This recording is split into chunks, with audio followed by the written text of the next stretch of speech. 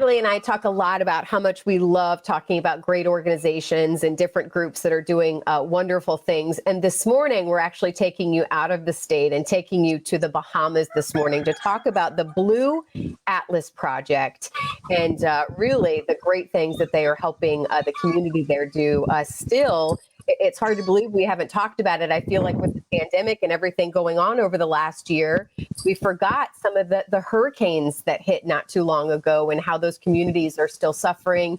Callie Kirkendall is one of the founders of the Blue Atlas Project to tell us this morning how they are able to help and how your donations this morning can actually be matched as well. But good morning from the Bahamas. Tell us where you're at. What part of the Bahamas?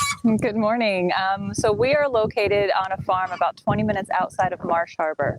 So it's Abaco Neem, and they donated land use and well water access, which is a hard commodity to come by, for our project. And what we are doing is currently building the infrastructure. So this is the shade house behind me, and they're working on the solar field right now. They're building the frames for the panels.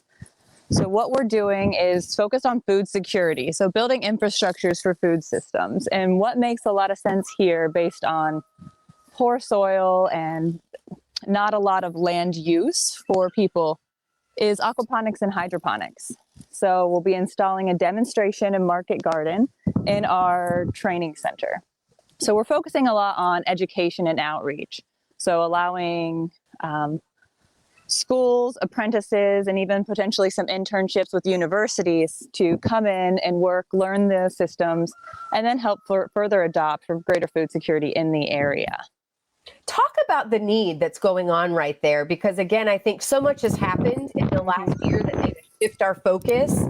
And I just don't think a lot of people know about the other, these communities that are, were absolutely, demolished, really. Completely demolished, absolutely.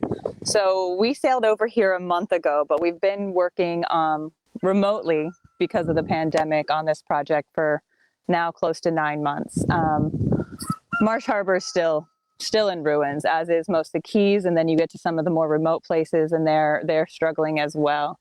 So because of the pandemic, a lot of the relief efforts continued longer because the rebuilding efforts were on a freeze. Getting imports in became a little bit more difficult. People were quarantined and separated, so actually working on site. So most people are just now getting back into rebuilding their homes. You can't drive down the street without seeing just completely decimated buildings, shutters. Most things are condemned and can't be used again. So there's also a large effort to try to handle the amount of debris that's still left. How are you getting supplies?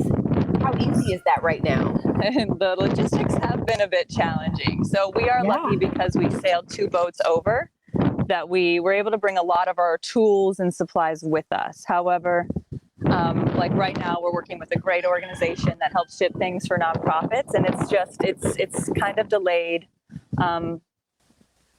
because it just is what it is. They're waiting for more clarification on the duties and VAT that are being reinstated, and for other nonprofits to fill the ship. So it's, we're running into what everyone is running into, which is like, if you need a specific bolt to brace your house and they don't have it, you could be delayed for weeks. Wow. With one bolt. It doesn't take much to be severely set back, and everybody is doing it. Grocery stores, lumber yards, construction companies, hardware stores, those are all up and running. And a lot of other people are just trying to get their businesses back so that they have some sort of income. This is going on, we're at 1.5 years now since Dorian hit, and most people have just been surviving since then. It's hard to walk down the street and have a conversation where the evidence of trauma is not very apparent. Yeah. Well, and again, because I just think of the climate that we've been in the last, 1.5 years, it just didn't get the attention that, some of these communities would normally get and Absolutely. Put the spotlight. How can people help? For those watching this morning that are able to help, what is it that you're looking for? How can people join?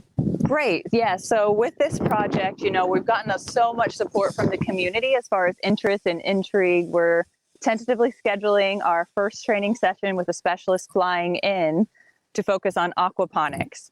But what we need is we need to raise some funds. Right now we do have a matching grant of $5,000. So if we're able to get that match, that'll get us well on our way. And as you can tell, we've got quite a bit of infrastructure built behind us.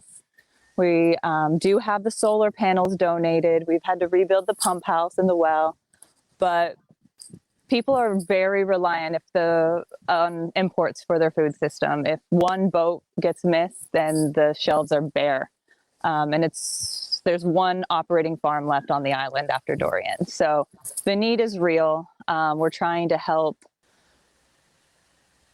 this community become more resilient, right? We're trying to rebuild the infrastructure so that they actually are able to get back to independence and what that looks like, rather than needing aid indefinitely. A lot of the emergency relief organizations are in need of having to leave at this point. Other disasters are there, and they're typically only places for 6 to 8 months, but because of the pandemic, they've stayed. And we have people handing out 10,000 meals a week, and the problem is just like access to affordable food. With all the imports, everything's just more expensive.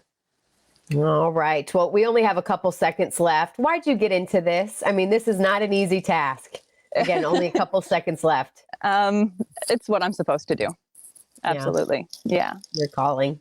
Yeah, absolutely. Well, thank you for doing that. Thanks for joining us this morning, taking the time. We hope that we can get you some help. We've been showing how you can text to donate, of course, the website as well.